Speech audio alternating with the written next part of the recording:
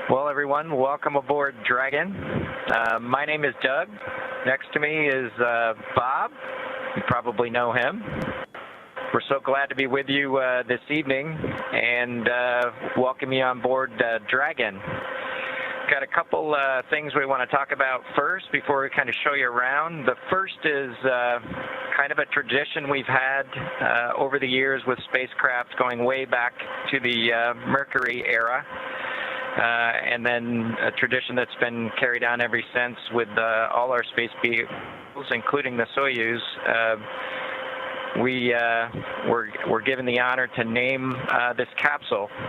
I know most of you at SpaceX especially know it as Capsule 206, but I think all of us thought that we could maybe do a little bit better than that. So without further ado, we would like to welcome you aboard Capsule Endeavour.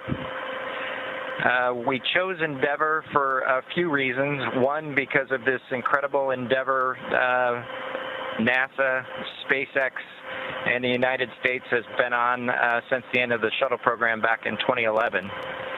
The other reason we named it Endeavour is a little more personal to Bob and I.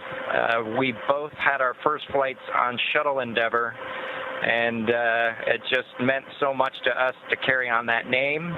That's what we decided to go with. So we hope you enjoy that name, and once again, welcome on board.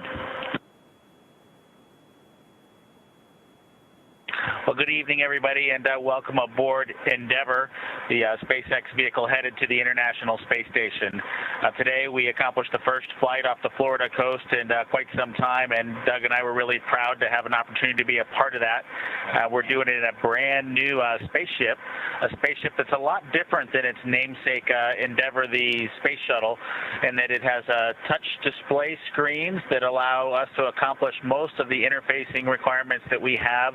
We'll have Doug pans over and points at the display in front of me. You can see the forward view that we had during the maneuvers that we most recently did. You can look out the window. It looks like the centerline camera doesn't have a lot of content on it now. We're kind of pointed into space so that the windows can see the Earth below us.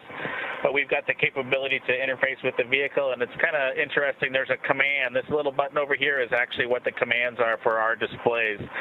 One thing that does get lost is there is a extensive button panel down below as well. So over on this side, we can turn the displays on and off, as well as send some commands for some contingency situations. On the other side, we have the ability to deploy chutes and things like that on entry. So we do have some buttons, but the primary interface is these displays. So nice, new, modern cockpit that we've got for our compared to our namesake, the Space Shuttle Endeavour. I'm going to migrate a little bit away from our seats here, and Doug from his seat is going to continue to try to follow me so you can tell what can be seen from the seat that he sits in. So from his seat, when he is inside in the vehicle, strapped in, this is what his view actually looks like. You can see a window off to the one side. We each have a window that we can view out and see what's going on outside. That was exciting on ascent for us to be able to see the arm rotate away from the pad, and that's when we both, I think, knew that we were going to launch today. So that was super cool. I've got one on my side as well. The hatch that we came in is the hatch that's right behind me. It is a little bit of a tight quarters, but I'm going to try to demonstrate some of the capability that we have now that we're in zero gravity. So I think I was requested to do a backflip. I'm going to kind of do a side spin, which is a little bit of a permutation on that request. So hopefully you can see what it's like to actually float in zero gravity, and Doug and I are super excited that we got the opportunity to do this again today, even before the end of May. So that was super cool. We did, it turns out, end up with one stowaway on board our vehicle when we launched today.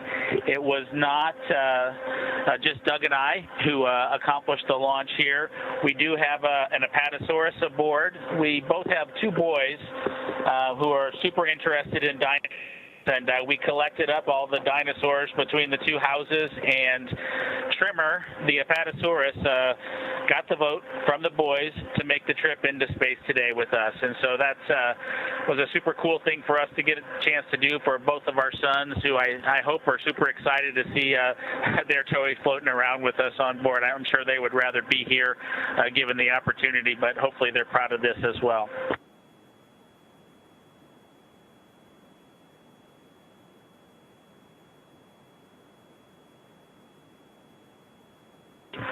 Okay, as we work our way towards one of the windows, unfortunately it's getting a little bit dark, but I don't know if Bob can pan over here. We just passed off of the coast of Newfoundland, and we're headed over to over the Atlantic right now.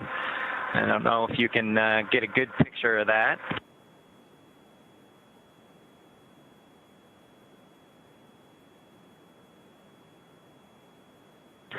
Anyway, hopefully you enjoy that view as we pass over the Atlantic, and I think with that we will work ourselves back into the seats and wrap things up for this evening.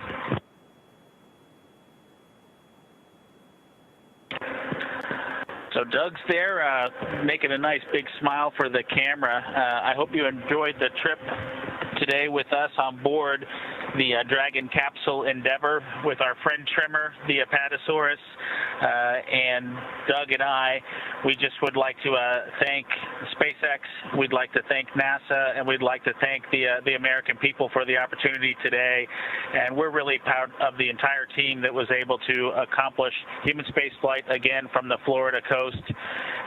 Just a wonderful experience. Doug and I are just so proud to be a part of it, and just want to thank everybody who gave us this opportunity and worked so hard to make this happen today. So with that, I think it'll be good night from Capsule Endeavor. Good night to everyone at NASA, at SpaceX, and the United States, and congratulations to the teams that got us into orbit. And we're looking forward to seeing Chris Cassidy and his Russian colleagues on board the International Space Station tomorrow morning. Good night, Megan and Theo. And Karen and Jack.